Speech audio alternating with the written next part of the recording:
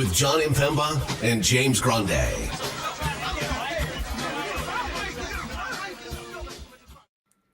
What's going on, everybody? Jon Impemba here with James Grande. Welcome into the Fantasy Alarm NBA DFS Playbook Show. We got 7 games here on the DraftKings main slate. It is Thursday.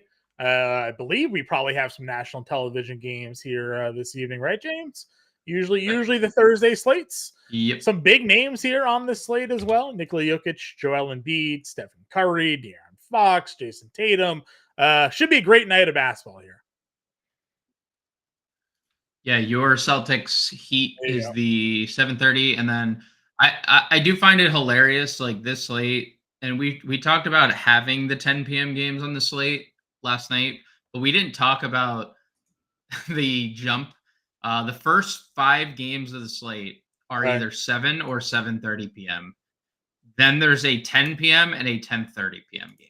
So I just think that like that decision to keep this like for both sites, because yesterday FanDuel had excluded the 9:30 or 9 o'clock and the 10 p.m. games.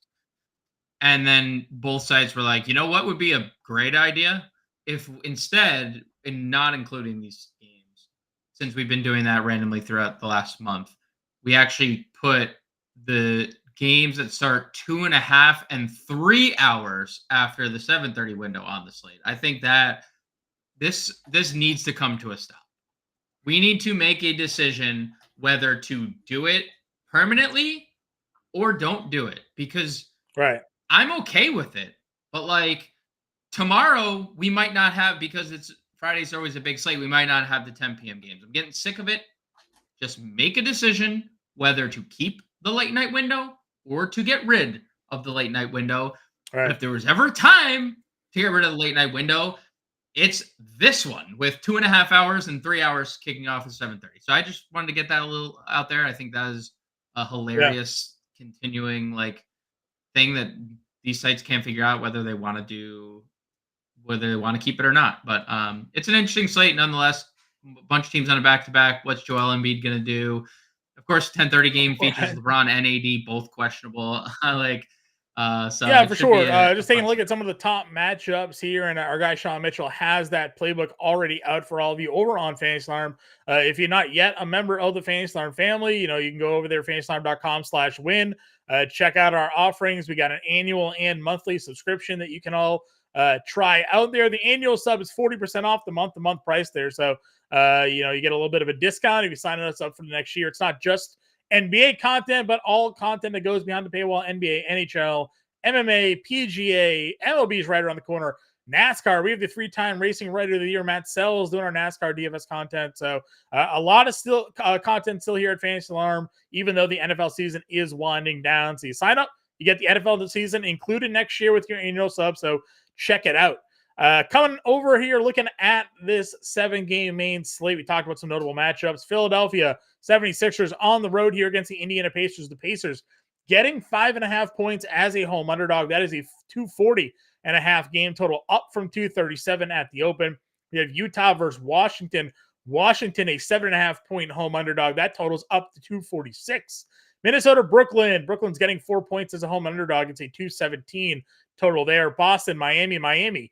An 8-point home underdog, 224 game total in that one.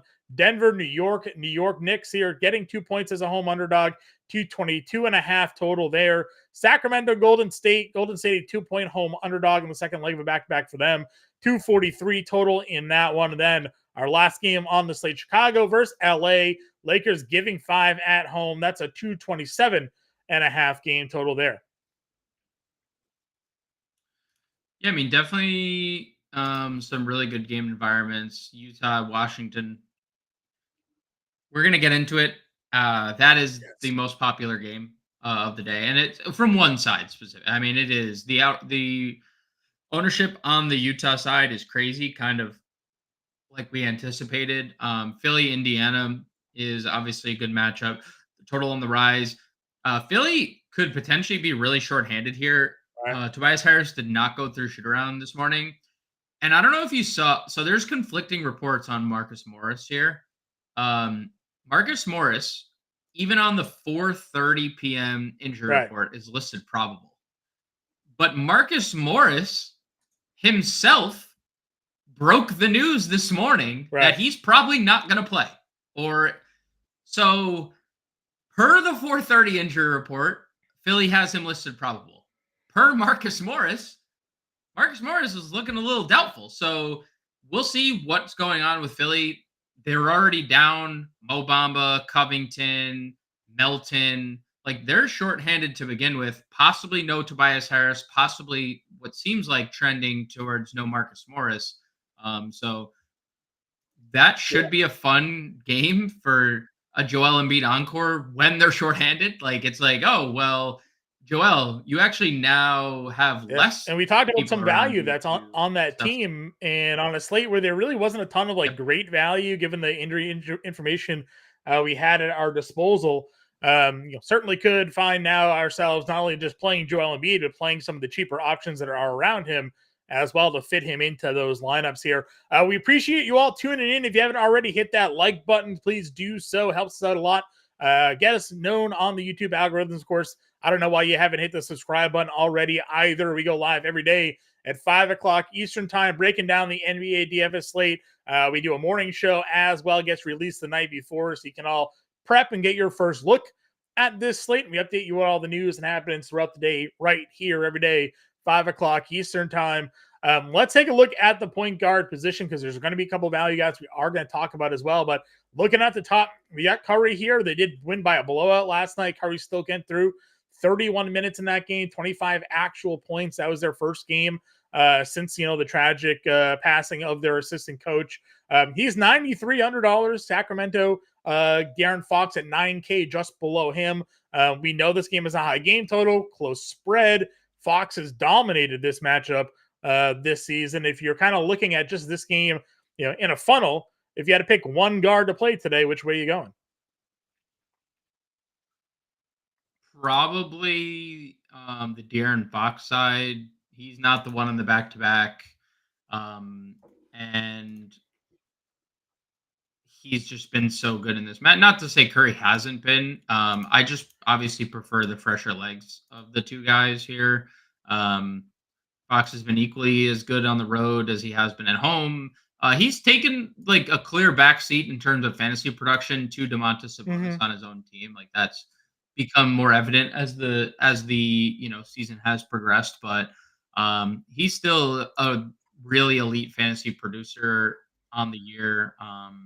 So I lean Fox over Curry. I also think, like, just with the way we've seen Curry's minutes, there's just a natural higher minute ceiling for De'Aaron Fox. Like, we Fox play 40 minutes twice in his last 4 games. I don't think Steph Curry. He's got a couple 40s and 37s back in December, but lately 35 seems to be the most we've gotten out of him here. Now, no Chris Paul, no Moses Moody. Like, there's some shortened rotation, so maybe there's a room for more minutes if that game wasn't a 23-point blowout, 21-point blowout, whatever the math that I can't do on the fly is.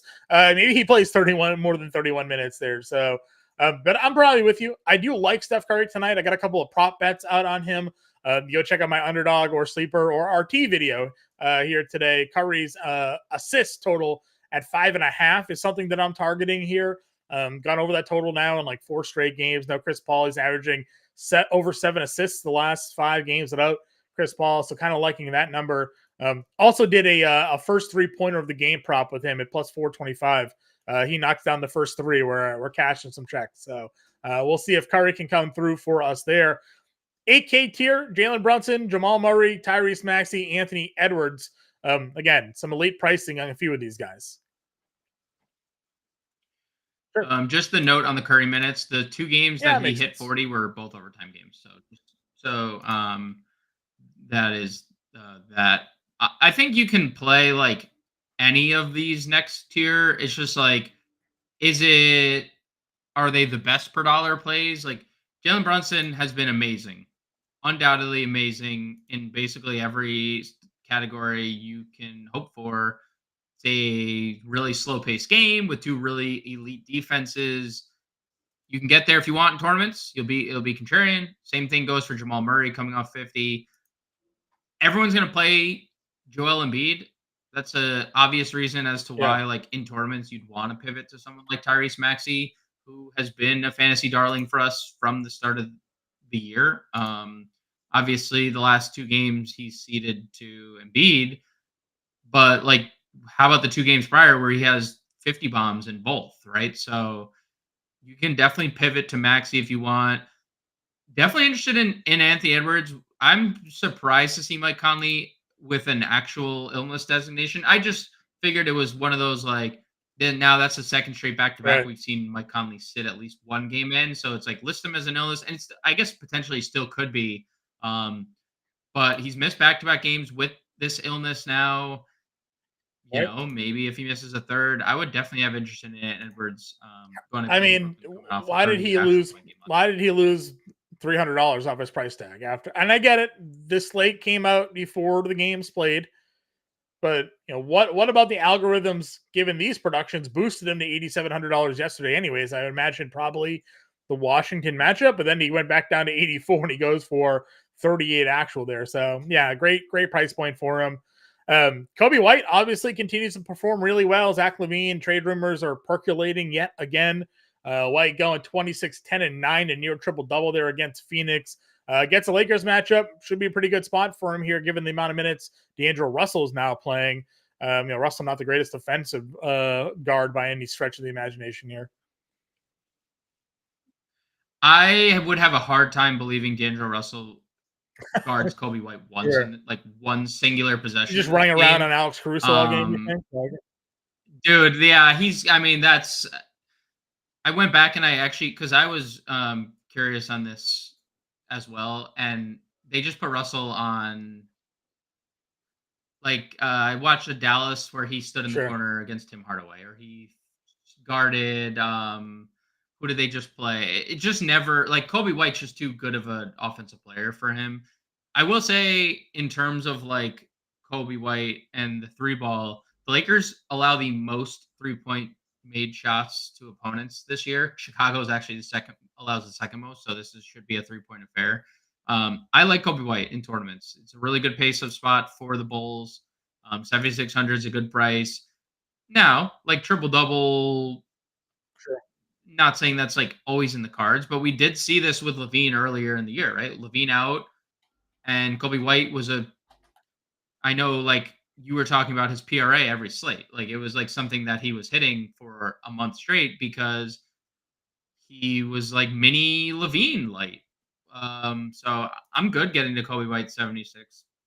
I think it's a very fine play, kind of in all formats, and the field's like Right. not really seeing that. 11% ownership on Kobe White is a little surprising.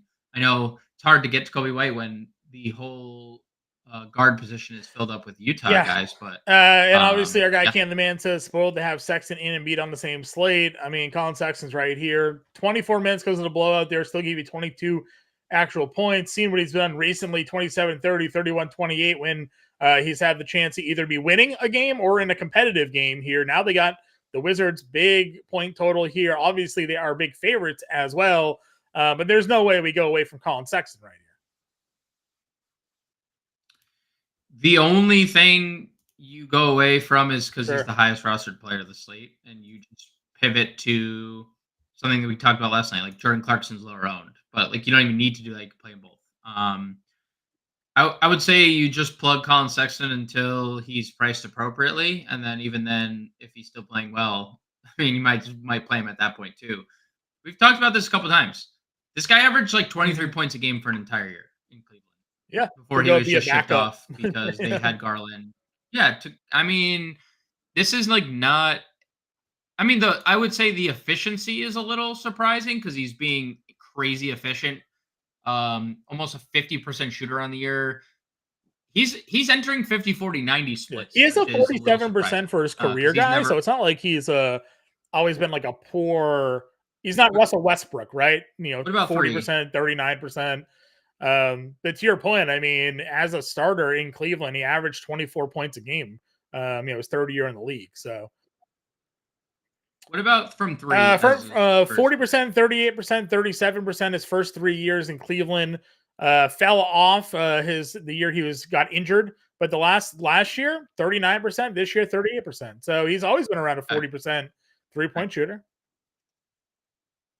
Okay, so we're hovering around the same marks. Last 4 games, 55% from the field, Yep. 52% from three, like just hitting every shot he takes. So really good to see him getting the run. And again, point guard, shooting guard eligible. Cam the man just gets us, right? Embiid The and dude John shows up, Sexton, he like, we're watches just the plugging show, him he every knows where we're slate. at, right? So we appreciate all of you who do return each day to pop in here. And if you guys got any questions, you want to throw some comments in the chat, like I said, we welcome them. We'll answer them. We'll answer your betting questions. We'll answer your DFS lineup questions. We're looking at the DraftKings slate, but if you play on FanDuel, throw those questions our way as well. We do not discriminate here when it comes to the breaking down of this slate.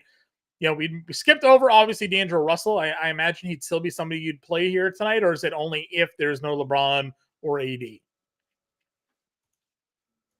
I mean, like, if one of them are out, it's hard not to play Russell with how good he's been. 7K, 35 fantasy points. Like, he is still like a solidly high usage rate type of guy. It's just obviously not as appealing. He's a 0.97 fantasy point per minute guy when he shares the floor with LeBron and Anthony Davis this year. So right around a fantasy point per minute. If he plays 34 minutes, 34 fantasy points is what you project him at essentially. It's fine, right? It's not like Right. it doesn't move the needle for me. 20% usage rate, again, fine. It's just hard, I would say, to have games like he's had when both are healthy. Now he has Yeah. played well with them as well, because he re-entered the starting lineup 6 games ago, and 5 of the 6 he scored 20 plus actual. LeBron's missed 2 of them. The other So you 4 got you got a 60 LeBron was without in. LeBron, you got a 50 So without LeBron. We got 54 here against Portland. So yeah, very capable of popping off there if someone was to miss some time this evening. Andrew, we'll get to this. We don't know what to do with Brooklyn half the time, but obviously there is a value point guard that we'll talk about here on this site. I think there's two. One that's getting all the love, a lot of the rostership here early on, and then we'll discuss another one that might be maybe a little bit sneaky on this slate. Working our way down this list, got Tyus here at 65. We got the Celtics guards. Podzimski, Poole, Monk. What's your thoughts on the 6K tier? both Boston guys are fine. We saw the point guard position really bite Miami in the ass last night. Scottie Pippen Jr. and Jacob Gilyard really played well against them. Their perimeter defense did get a little better with Terry Rozier, but they still have to account for Tyler Hero, who's a very bad perimeter defender. So if you want to play Derek White or Drew Holiday, take a flyer, you can. They're just definitively the fourth and fifth options with Boston healthy. Like there's going to be games where they're really solid, but like on a night where the Boston's just a fully healthy team, I don't have like the desire to like play Derek White at the same price as Colin Sexton personally, or Drew Holiday at the same price Right. as like Jordan Clarkson's. So, it's fine. I do think Tyus Jones could be is in an interesting bounce back spot. Washington not nearly getting as much love in terms of ownership on this slate. Hey, they're still involved in the game that Right. has a 240 total. It's not just Utah that's involved in a game with a near 250 total. Washington is as well. And Tyus Jones has had like some really big games lately. We know he's been this kind of guy.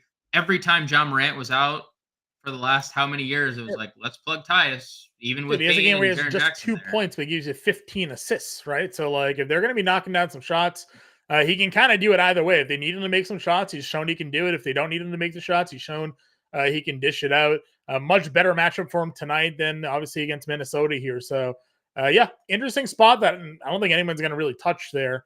You got Monk here at 6K. Yeah, I imagine someone that we've gone back and forth to. Now, the price is obviously has fluctuated a bit, but we were playing him 65, 64. Now he's on to 6K. Any reason not to go back to the well here? I'm just shocked he's getting this much ownership. He's getting a lot. Over 20% ownership tonight is kind of surprising. Just considering nobody really ever clicks Malik Monk outside of FanDuel players because Malik Monk was always underpriced over there. The minutes have kind of been down the last couple games because Harrison Barnes. That's always the thing with I'd say Malik Monk. Like if Harrison Barnes and Kevin Huerter play well, there's always a chance that Malik Monk loses a few minutes, right? I'm not saying he will because Malik Monk also has an incredibly high ceiling and is a really good fantasy point per minute guy. I'm just saying there's always that possibility where Kevin Huerter comes out, hits 4 threes, Harrison Barnes does what he did last game, and then you're sitting in these mid 20s minutes for Monk instead of the 30s.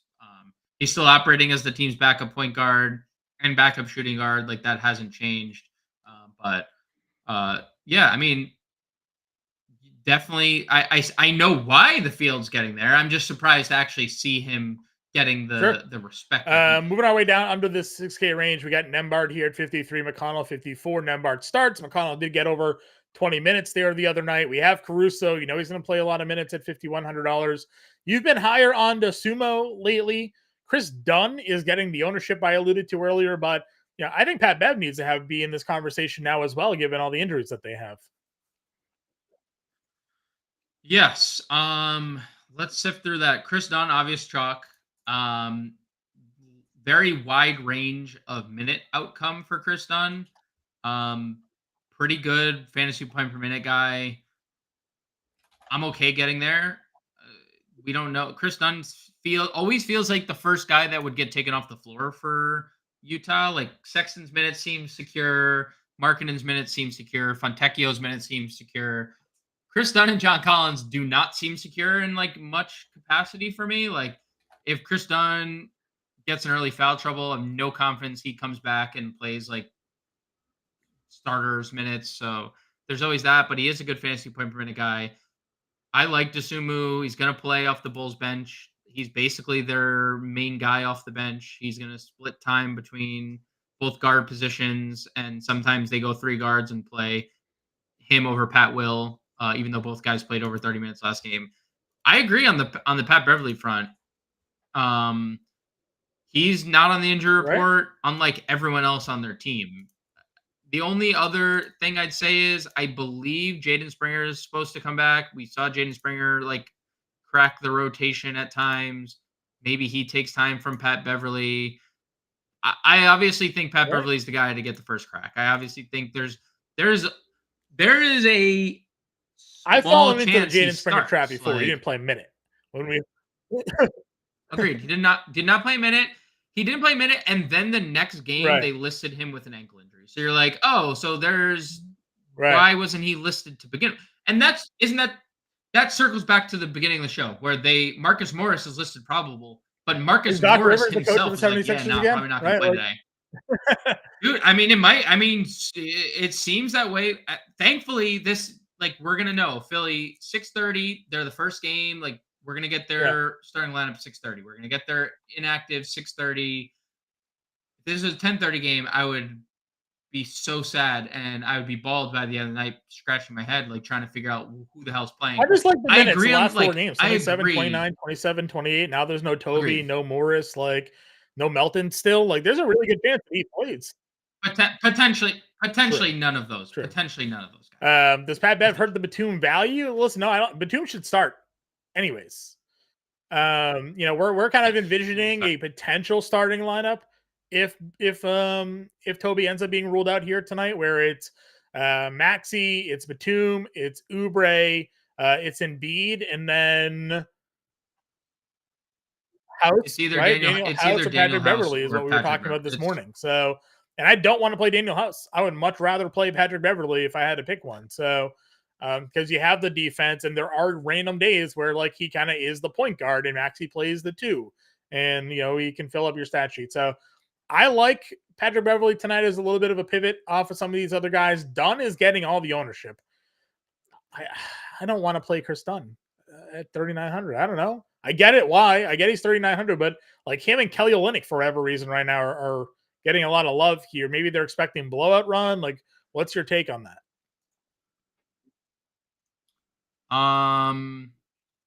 nothing much to add Sure. to the take already, but I just think that he's a starting point guard with point guard or starting player Sure. with very good eligibility and Fair has enough. 27 Moving on over minutes. to the shooting guard position, Jalen Brown's $8,300. We talked Rozier's coming off the bench, or he did at least come off the bench in his debut. We'll see if that continues or not. Mikal Bridges is here at $7,200, and a lot of guys we've discussed. Klay Thompson had a pretty big game last night. Then Jordan Clarkson would, I guess, be your pivot off of Sexton a little bit if you wanted to save a little ownership there. How are we looking at this top tier shooting guard position? I'm not. I mean, Edwards, obviously, you could play. You could play Jalen Brown. He's had a lot of really big games of late. 641 plus fantasy point games in his last 8, including 3 over 50. So you could play him. Good eligibility. Probably can't touch Rozier if he's going to come off the bench. Mikal 72 is fine. He's shown a massive ceiling lately, but obviously a tougher matchup with his Minnesota pace down spot. Hero 1,600 is a good price. The minutes were great. Don't love the fantasy production lately, but this is the cheapest he's been since the 3rd slate of the year. So if you want to play Tyler Hero based on price, you can, but back to back, Are you playing him over Sexton or Klay or Clarkson? Right. Moving down into the mid-tier range here. Again, a lot of guys we've discussed already. Anybody that we haven't talked about that is on your radar tonight? We didn't really break down the Indiana point guard situation. Yeah. I know you just kind of like you talked about, and I just skipped over. I didn't mean to skip over it, but they're both fine. Like more last piece in for me. I like the minutes from Nembhard last game. The production was fine too. It's just like he doesn't really flash that high of a ceiling unless McConnell's out. We saw McConnell and Halliburton out, and we saw last year, and we saw Nembhard have that triple double against the Lakers where he scored like 30 actual and broke the slate. So like they're gonna split time. You could play either. I don't have many strong opinions on much down here. Like Matherin for tournaments, Caldwell Pope you can play. He seems pretty safe. Caruso, have to like the Caruso minutes late last game against Phoenix 33. He always plays bigger minutes when there is like definitive star on other side of game and when he can stay healthy. He won't be because guarding he's LeBron, off but he'll be injured, all over D'Angelo um, Russell here this evening. He'll be everywhere. He'll be switched on to literally probably Anthony Davis at times in this game, kind of like how Boston does with Drew Holiday, where you see Drew Holiday guarding Jokic for like 10 straight possessions. I don't want to skim by game. Kelly Oubre. I think without Tobias Harris, there's a good potential for him to maybe have a ceiling minutes game here. And I know it's hard with Joel Embiid and Tyrese Maxey to find shots, but like Tobias Harris was finding a lot of success as that third man. You know, if you're not looking at a starting lineup that's going to have Batum and Daniel House, you know, there's a good chance that Kelly Oubre is a guy taking the third shots here on this offense. Yeah. I don't have like much of an issue with it considering Toby is like definitively the third guy on a nightly basis and that third guy that can get you 20, right? Like we've seen Toby on a couple situations have like big games. If we get this right here, like this I wouldn't say run, 26, 31, 31. Obviously, the 24 actual here against Utah, probably a bit much to ask, but you know, I think there's I know some of those games were out Joel Embiid as well. I think there's some potential there, just knowing who's not going to be in their lineup for Oubre. So there's a 50-minute sample or so. Where he shared the floor with Embiid and Maxey and has been sans D'Anthony Melton and Tobias Harris. And he's at 14%. Well, I think most people are going to feel that way without when Joel Embiid's on the floor, though. I can't imagine there's many that have high usage rates in those situations. No, well, I know, but that is a talking point. Like, yeah, I don't disagree. Maybe. I don't know. I would expect him to be better than point. What'd you say? 0.6. Yeah. 0.6 points, 14%. Yeah. I mean, it's a small sample. It's a small plus it's Pacers, right? Pace up spot. total, all those things. Yep. All right, working our way down. Matherin's there at 5K. You mentioned KCP last night as maybe a value spot to walk into. If there's no Conley, NEW is here again at $4,500 against Brooklyn. Thoughts as we look at some value shooting guards? I feel like I'm getting priced out of the NAW territory, but maybe I'm the only one there. 4,500 is $1,000 cheaper or more expensive than he was 2 slates ago. It just doesn't seem like there's any more shots to be had. The peripheral stats were fine last game. They were actually really good. The scoring didn't follow up. So I'm kind of getting priced out of the 4,500 for NEW, but if there's no Conley, he's going to be popular. So at the end of the day, it probably wouldn't hurt to have him in your lineup because he's going to be super popular if and when Dwayne's saying it feels like it could be a low scoring slate. I mean, it could be. There are a couple of games at high game totals here, but knowing that you kind of have to jam in some of these value plays to spend up, maybe those value plays do cause and result for a lower overall total. It doesn't matter if Joel Embiid goes for 100 though, because then he just makes up for half that score. So we'll see how that all plays itself out. Small forward. You got obviously a couple guys with dual positional eligibility with Jason Tatum and LeBron James. I have no problem playing either of those two here this evening. I really like the LeBron James price. If I could hold out long enough to know if he was playing or not, I would like to think he'd place tonight at $9,200 against the Bulls, but certainly would need to save yourself some room to make some pivots. And there's plenty of pivots in that game if you need to do so. So you could just make that work. Lauri Markkanen, though, was the cover of today's show for a reason. This is a great spot for him here tonight. Yeah, I mean, he's their best player, their leading scorer, their leading fantasy point per minute guy. 1.3 fantasy points per minute on the year. Other than like blowouts, he's really hit his stride and a tough spot in Houston. So it's hard to not want to get to Markkanen small forward, power forward, 60 fantasy point upside at his lowest price tag since all year. This is the cheapest he's been. Yeah, agreed. Again, we don't. The pricing differences on these are just hilarious sometimes because we've been smashing him at higher costs and he's been paying it off no problem. Dwayne's saying Monk feels solid. Yeah, I like it. I like Monk as the value play here tonight. Butler, DeRozan, obviously a great spot for DeMar DeRozan. Speaking of potential pivot down, if you just plugged LeBron and you could save $2,000 to play DeMar DeRozan tonight, he's certainly fitting some builds. MPJ 63, Clay in this range. Any interest here in the 7 and 6K tier? Yes, on DeRozan for sure. Very solid play. 50 fantasy points against him last time. No on MPJ. You can play him in tournaments, but not a strong feel. I would say Denny Avdia would be the one guy that I would get to other than... Denny's in a good spot here. We talked about that last night. 41 fantasy points in tough spot against Memphis. He did it, San Antonio got to deal with Wemby in a competitive game, 32 there. 54 against Atlanta. He has some pop spots, 49 against Knicks in a tough spot. So Utah, you would assume maybe a little bit of a better matchup for him to get his offense going. We like the shot attempts here. I'm in agreement with you. I do like the Denny 61. Wiggins started last night. Any interest in like Wiggins, Cam J, this range in 5K? No, not Wiggins. I mean, you can play Wiggins in tournaments. Cam J, it seems like there's just a cap on his minutes. I do want to. It is interesting to see what Washington's minutes end up being. Second leg of a back-to-back, but new coach today. So Wes Unseld moving to the into the front office and career assistant taking over.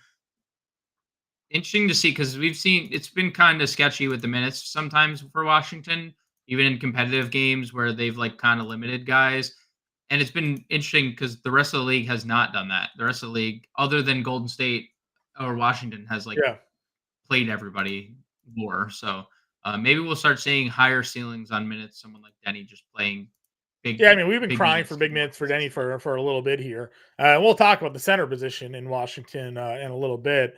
All right, so 5K range, not really a ton for you. Was there any value at small forward that you like? Josh Hart, Torian Prince in this range, Pat Will, Harrison Barnes coming off of a monster spot, or a guy Fontecchio is down here as well. Neesmith, I think 4,600. I know Jalen Smith was just deemed active, but I'm unsure what that's going to do for Neesmith anymore. Like they have Neesmith starting at the 3, they have Pascal Siakam at the 4, Turner at the 5. I feel like Jalen Smith and Isaiah Jackson are going to play like backup roulette at the 5, and we see Neesmith all the time when they need an elite on-ball defender. He just extends his minutes to 30. He's going to get the Tyrese Maxey matchup today. So I could see a scenario where Neesmith tops 30 minutes again. I like the price going down. I do like Patrick Williams. They left him out there in a competitive game for 32 minutes. He was super productive again. 3 or 4 games where he's been over 23 fantasy points. Not a like massive ceiling, but this is a really good pace up spot for the Bulls. The Lakers are top 5 in pace in the month of January. So I like Pat Will. Not going to the Harrison Barnes well. I know there's like revenge narrative. For all those that are listening for the first time, I literally don't care about revenge narratives. They don't mean anything to me. Like Harrison Barnes won a title in Golden State. I'm sorry if you're salty about 10 that, years like ago. Harrison, but 10 years ago. So yeah, I mean, like that doesn't like necessarily matter to me. All roads lead back to Simone though. Simone has been really, really good. The minutes have been really, really secure of late. Just loses run on blowouts like every other member of the Utah Jazz, right? They've been in blowouts a lot lately. When they haven't been in blowouts, it's mainly been 29 plus minutes, with the exception of an 0 for 5. But Washington is bottom 10 against 3-point shooters this year. Simone looking really good. He's one of my first plug and plays of the slate. And then obviously the Lakers guys are here at small forward as well. We don't know what the statuses are, but Torian Prince, Rui Hachimura become more viable if we do find out. Harris remains questionable with an illness. Thanks for the update for nothing. Philly is terrible. They are just so bad. We're not going to know until 6:30. That's just it may be like 6:58. Yeah, late scratch. We'll see how that ends up going here or not. Power forward. What are your thoughts up here? I like AD. Well, we'll talk about AD at center. You can play Randall. I feel the same way about Randall as I did about Brunson. Like you can play him in tournaments. Don't have like a strong conviction there.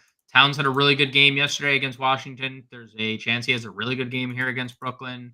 But the price is going up on Towns. So if you want to get there, by all means, do it. Not a strong take on Porzingis. And then we hit the 7K tier. I think Kyle Kuzma is a great tournament play. He is their best player. He's their best player from a fantasy point per minute perspective. And again, Washington is like hand up. We are also in a game with a 246 total. Washington is also getting no ownership at all. And it's not like this spread is 12 points or 15 points, or it's not like Utah is a good road team, because they're not. They're a bad road team. They've objectively been a bad road team all year. They're number 1 in pace, which is faster than Washington during the month of January. And Kyle Kuzma is 10% rostered for a guy that, almost triple-doubled last night and hasn't really shot the ball well last night. And we've seen Kyle Kuzma have 38 points in a game on multiple occasions this year. So I have a pretty strong conviction on Kuzma today. There's a 8x ceiling. 8 feels strong. Maybe 7x ceiling here. 50, 55, 56 fantasy points, whatever that math comes out to.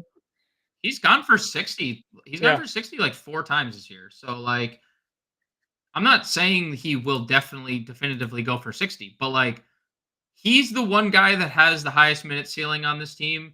He's also the guy who just has, I think, the highest fantasy point output ceiling. So, and he's been over 8K for 6 straight slates. And again, another guy that's now suddenly under 8K after playing yesterday. I mean, where are we on Pascal Siakam at $7,100?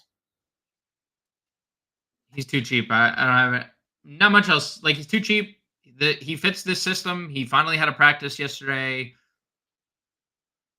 Yeah, I would like it to Right. be against a different team. Um, but like Yeah, it Batum, feels Daniel like a better matchup House. for him wing wise, right? Like maybe he draws some Oubre. Like I Yeah, don't he's know, but you know, does Oubre, Pat Bev backup just center. guard Like him? Like I don't he's know. he's Like yeah, he's been playing the 5. That means, like, what if sure, Paul Reed is sure. on the floor at the time that they go to Siakam at the 5? Like, there's a lot of good things that can And at happen with 7K, Siakam you only need here. 35 fantasy points for 7,100. 5X, which is like had been a bad game for him when he was up over 8K. Now it's within reason. So Yes. yeah, Yep. I'm with you there at $7,100. Feels pretty good. Again, I like Michael Porter Jr. at $6,300 here. I think the price is nice for him. He can spread the floor. Keegan Murray, another guy, hasn't shot the ball, well against the Warriors as we pointed out, but he's not a 16% 3-point shooter. So maybe he gets that going a little bit more here at $6,100. Kuminga, I was in on him yesterday, had him all over the playbook. Guy went 11 for 11 from the floor. I don't care if they don't start him. I think you got to plug Jonathan Kuminga into your lineups. I still don't understand how he's, like, Look at these. not Look at these playing games. every minute. I just don't understand it. I mean, we've been saying this since the beginning of the year. Entered the year as, like, definitively their 6th man, and then, like, fell out of the rotation and had the heart-to-heart with Kerr, and now he's just killing every time he steps on the floor. I think the rebounds have been amazing to see. 11 and 9 the last 2 games. And maybe that's He's what Kerr told him. He's like, dude, you want to get on the floor? Do more than score.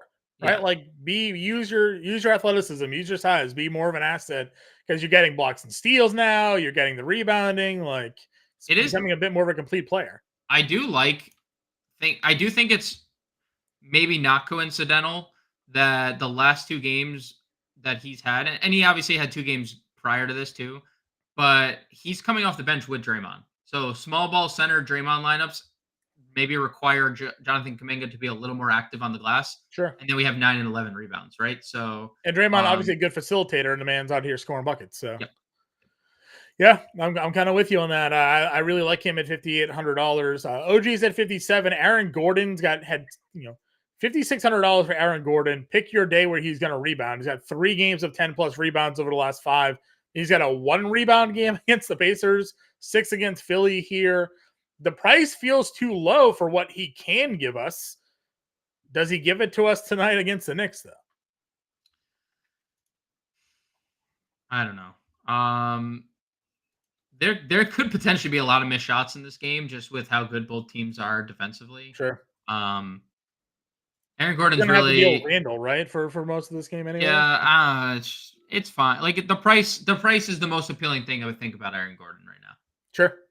Agreed. Yeah, just the double digit rebounds puts him live for double bonus on DraftKings, and at $5,600, there aren't many guys that kind of give you that upside. There is Draymond Green right below him, 23 minutes for Draymond. I know we'd like to see him play more, but did fill out the stat sheet there once again. You got Wiggins, Saric, hit a couple of threes last night. Caleb Martin's down here. John Collins is someone that I saw a lot of people touting today on the prop world. How are you feeling about Collins at 5K tonight? This is a weird one for me, because I've told you and we talked about it last slate where we thought there could potentially be a lineup change, and then there wasn't. In that game that they lose by 50, John Collins randomly checked back in the 4th quarter and played like 6 minutes of blowout run with the backups, with Agbaji, Talon Horton Tucker, Keontae George. He's probably a guy that's on the chopping block potentially here. That's my thinking as well. And I think that's what scares me, because Will Hardy is a psycho, a crazy person when it comes to like lineups. We couldn't figure things out for the first 3 months of the year because he was playing 10 guys every night, 20 minutes. Mm-hmm. Like nobody was playing 30. Everyone was playing 15 to 25. Collins is there is just such a wide range of outcomes. I don't really have like strong conviction. It's as good as you can get spot for centers, because it's Washington just bleeds points to opposing centers. but Walker Kessler is the better player. I was gonna say, if you're an organization, you traded Rudy Gobert and got basically Walker Kessler as the compensation as part of that deal. You should be playing him, right? And there was obviously the early reports early this season that John Collins was once again sort of on the outs and potentially being looked to be moved. And we are now a week and a half away from the trade deadline, so we'll be very curious to see where this is. But the matchup against the Wizards, one of the best for opposing centers as there is in the NBA. And again, a lot of the prop market today was over the points rebounds prop for John Collins today. I think it was like 20.5 versus PRA maybe was 21 even 20.5. So 20, 20. I saw it too. I took a look at it as well.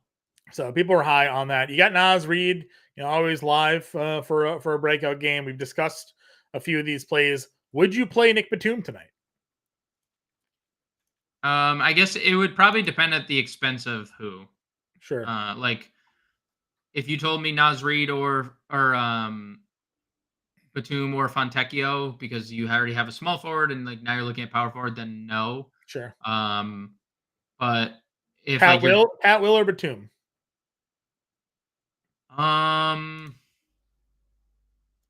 More confidence in Batum peripherally, more confidence in Williams scoring.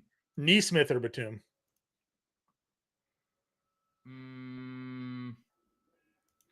Neesmith. If Morris and Tobias Harris are ruled out, I'd probably go Batum in that one. Just given, I think there's just Isaiah Hartenstein ruled out. Yep. For tonight. That is a really big problem. In terms of, I have a ton of bets on the over rebounds on Nikola Jokic here this evening. So, well, you also, there's going to be Nikola Jokic is going to bleed 7 times tonight from scratch marks from Precious Achiuwa. Oh boy, scratch marks. Why is he a hacker? Oh, dude, Precious. Oh well, dude, Jokic is the league leader in times games are stopped from bleeding. Like He just has cuts just everywhere on his arms, and he just bleeds. And Precious is like too little and too aggressive for you. Yeah. It's gonna be a problem. We're here at Precious. Would you play Precious Achiuwa? We assume the Knicks just roll the starting lineup with Jericho Sims, right? That's what they did last game. I don't think so because of the matchup against Jokic here, but yeah, not my favorite spot for him. At that price, if he was 3,500, I'd give it more of a look, but not at 4,500. He's just a good fantasy point per minute guy. He's not has not been a good. I said this to you last show. His defensive rating is higher than his offensive rating for his career. Yeah. Hasn't necessarily been a great fantasy or just real basketball player. It's probably just an avoid the spot entirely, but it's worth mentioning since that news just broke. Agreed. Let's move to center, where there is Joel Embiid and Nikola Jokic, Anthony Davis, and Domantas Sabonis at the top. All three of those guys can go 60 plus. JoJo just went for 105. Obviously, our priority, I think, again tonight is Joel Embiid here. Has any of the news tonight shifted you one way or the other off that? Obviously, the news we just got is very interesting. I don't know if it moves the needle because do I think Jokic can score 50 in a game? I do. Do I think Jokic can have a 50-point triple-double? I do. Do I think this is the pace environment for it? No. That doesn't necessarily matter for centers. I still lean Embiid, but it's not if you want to be a little different and play Jokic, I think that's fine. But it's really hard to ignore. It's really hard to just be yes, shorthanded Philly team, pace up spot, Embiid coming off, not even just the game. He's averaging 68 fantasy points against them in 2 games anyway. Just the season he's having and just being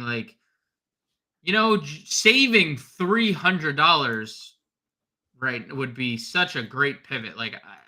I don't know. I still favor Embiid, especially if Toby and Marcus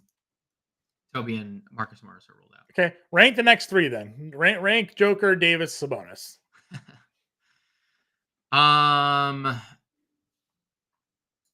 Probably Jokic, Sabonis, Davis. And I'm not like putting Davis last because I don't think he's a good play. Jokic has the higher ceiling. He's done 63, 78, 69, triple doubles, yada, yada, yada. And if LeBron's active, like, you know, obviously that limits Davis's like total ceiling. And then Sabonis, we pointed out last night, 3 triple doubles in his last 4 games, 52 plus fantasy points in all 4, and his price has gone down over that span. And there's 20 rebounds last game. He's second in the league in potential rebounds in the month of January. So I'll rank them Jokic, Sabonis, Davis. Like them all. You can get to them all. Yep, that's fine. Move our way down.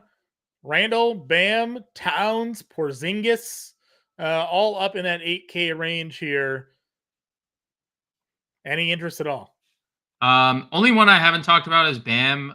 Yep. Coming off a crazy game where, again, he struggles from the field, but has just the peripheral stats were kind of nuts. If you get to Bam, he'll be low owned. And I saw the winning lineups last night had Bam Adebayo in them at like 1% rostered. In theory, you look back, it's Memphis. This is definitely different. Yeah. Porzingis, good shot blocker, good rim protector. Conversely, Bam is that as well. But, if you land on Bam in tournaments, by all means, go for it. Sure. Under them, you have Vucevic, you have Gobert, Claxton's at $6,900, Turner in tough spot, Gafford at $59, not a terrible spot if Gafford's able to stay on the floor. Any interest in the 7K range? Vooch, very tournament dependent, like just tournament play. I never get this guy right. He's a very good rebounder. He's a good scorer. He's a very good passer as well. Just getting all 3 of those things at once is very hard to predict. So if you want to play Vooch in a tough matchup against Davis, you can. There's a ceiling. Gobert has a ceiling as well. 16 rebounds again last night. Anytime you get the blocks with Gobert, we're just in for a big night. Sure. The blocks plus the rebounds. 50 fantasy points. He's had a bunch of 45 plus lately, like 5 times in his last 7 games. So if you want to get to Gobert, that's fine. I keep mentioning Claxton. The minutes are super, super secure without Day'Ron Sharpe right now. They're continue to be that. And Gafford, I don't know. Like he unfortunately he fouled out in 21 minutes, and then we see Marvin Bagley go nuclear. It's like this is a new head coach. They sign it's a weird spot because they signed Gafford to an extension. This is a new head coach who has we have no idea how he views everything. And maybe he likes Bagley more than he likes Gafford, but the organization signed Gafford to an extension. Right. So it's a really tough situation. I wouldn't be surprised if Bagley continues to play the way he played, if they experiment with like different types of lineups where they're using both of them on the floor at the same time, where they're just full splitting for the 48 minutes at the center position. But your guess is as good as mine for either center. Walker Kessler getting the most ownership at center position. Yeah. I don't blame that. We just talked about how great of a matchup it is for opposing centers. John Collins is there, but Kessler's been getting some minutes, played 25. The blocks are ridiculous. Has a double-digit rebounding upside. If he doesn't score a lot, you just have to accept that as part of the fact. But if he goes and gives you 5 blocks and 10 rebounds with the 6-7 points, he's going to pay off $4,900. What do we do with Bagley though? Like, he's been ridiculously good in 3 of the 4 games because he's gotten that extended run for Washington here. He was even good in the Denver game. He just didn't get the minutes to get extended. If you end up on Marvin Bagley, there's just a wide range of outcomes and with minutes. Gafford could be in foul trouble early, and you could see, and throughout the whole game, and you can see Marvin Bagley play 35 minutes tonight. So I got Coop popping into the NBA chat. I don't think I've seen him in there all year. Coop doesn't even know. Coop is lost for sure. Coop's had a couple beers already. For sure. Coop. Football season is Sunday. You're up. And then Sean popping in the Russell Bird core 2 star because that's probably what Coop knows of the NBA there. So I'm just kidding aside. Obviously, Coop's in a dynasty basketball league. I know he knows what he's talking about. We'll talk. Happy to have you all in the chat with us this evening. If you haven't already hit the like button, as I said like 10 times throughout the show, do so. If you haven't subscribed already, I don't know what you're waiting for when it comes to that already. Coop's in dry January. That's true. Okay. That's true. Dry January for Coop. We were together watching football on Sunday. Respect. All right, where else are we going at center here? Anybody? We did have a question here from Andrew Kuzma or Vooch. I lean Kuzma in that spot. Sean answered, you coos or you lose. He Kuzma or you lose. Funny, Sean, number one Kyle Kuzma hater going with Kyle Kuzma. That's all you need to know. Listen, I played Baker Mayfield more times than ever in the NFL this year. It paid off. So that's true. Sometimes you got to change the narrative on some of these. No one rates Baker as high as you, John. Not this year. He was so good until he wasn't. Really needed those 7 yards out of Chris Godwin last week. God damn it, Baker. I don't know. It's Sims, I guess. He's the starter, 4,200. He is the starter. He did not close that game. Still played 27 minutes, just didn't close it. If you end up on Jericho Sims, you went wrong somewhere. It's something. That's a choice. Hit the X button and start over. There's just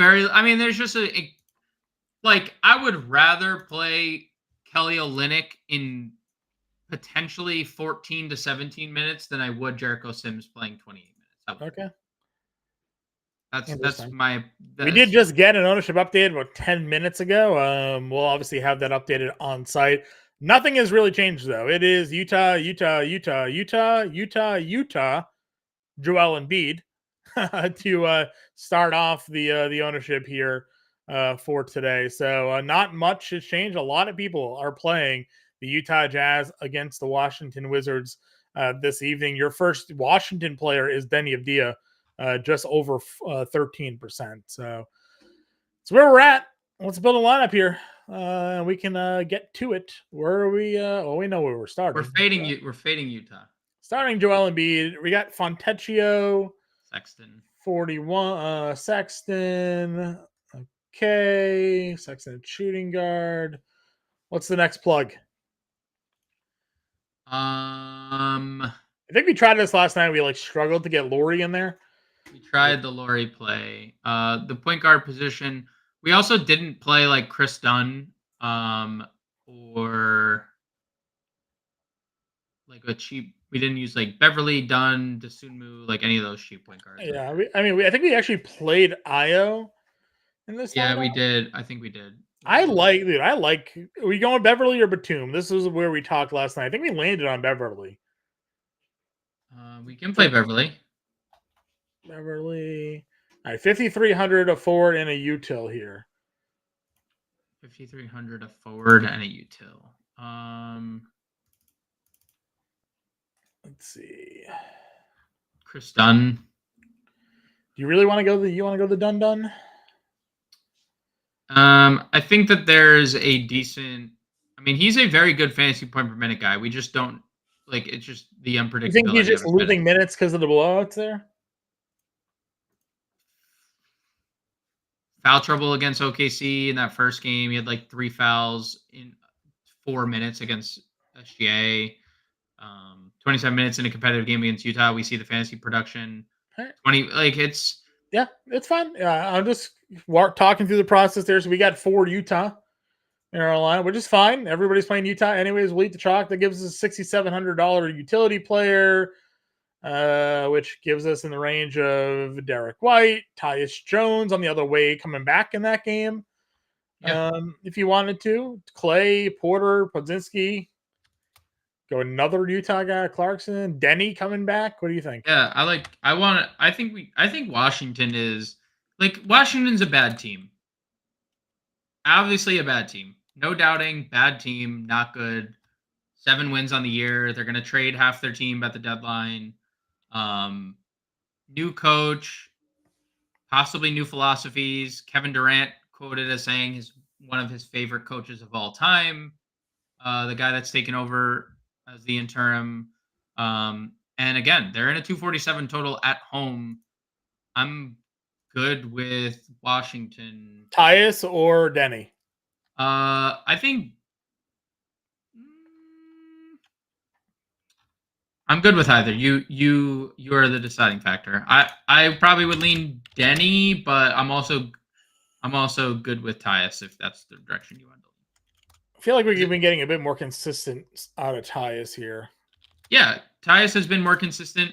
Denny has had a solid ceiling, but so has Tyus. So I'm good with going Tyus Jones. Right. I'm updating ownership right now. So as soon as we get off the airwaves, it will be up on fantasyalarm.com. If you had to pick Batum or AO, Batum if we find out the Tobias Harris and the Tobias Harris news. all right. Mike Conley is a game time decision. Would you do AO or NAW?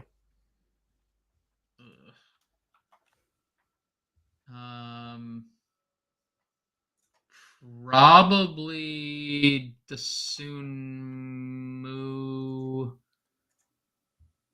has a really good spot. I'd probably go Desumu.